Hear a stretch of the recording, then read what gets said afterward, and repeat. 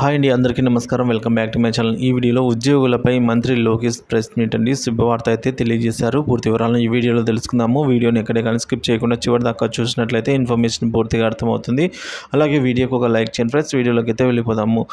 ఇక ఉదయాన్నే పాఠశాల మరుగుదొడ్లు ఫోటోలు తీసి అప్లోడ్ చేయాల్సిన పని ఉపాధ్యాయులకు లేదని ఏపీ మంత్రి నారా లోకేష్ గారు తెలిపారు. ఈ విధానాన్ని ఆపేశామని, యాప్ నుంచి ఆ ఆప్షన్ను కూడా తీసి తొలగించామని చెప్పారు.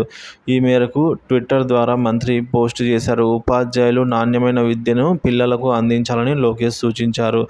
క్రమశిక్షణ, ఉన్నత విలువలతో ఉపాధ్యాయులను తీర్చిదిద్దాలన్నారు. టీచర్ల సమస్యలన్నింటినీ ఇక ప్రాధాన్యతా క్రమంలో పరిష్కరించే బాధ్యత తీసుకుంటామని నారా లోకేష్ గారు హామీ ఇచ్చారండి. సో అలాగే హస్తినాను స్వస్థలానికి కూడా తీసుకొస్తామని తెలియజేశారు.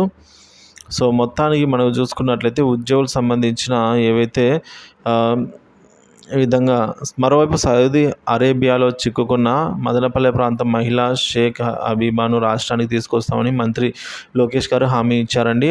ఆమెను స్వస్థలానికి చేర్చే బాధ్యత తీసుకుంటామని కూడా పేర్కొన్నారు. తాను పడుతున్న బాధలను తెలుపుతూ ట్విట్టర్లో హసీనా పోస్ట్ చేసిన వీడియో వైరల్ అయింది. సో ఈ మేరకు ఈ వీడియో పైన మంత్రి స్పందించారండి నారా లోకేష్ గారు.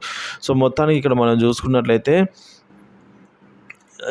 ఇకపై ఉదయాన్నే పాఠశాలలో మరుగుదొడ్లు ఫోటోలు తీసి అప్లోడ్ చేయాల్సిన పని లేదని తేల్చి చెప్పేశారు. ఆ ఆప్షన్ని కూడా మేము యాప్ నుంచి అయితే పూర్తిగా తొలగించేసామని కూడా నారా చంద్రబాబు నాయుడు గారు ఉద్యోగులకు శుభవార్త చెప్పారండి.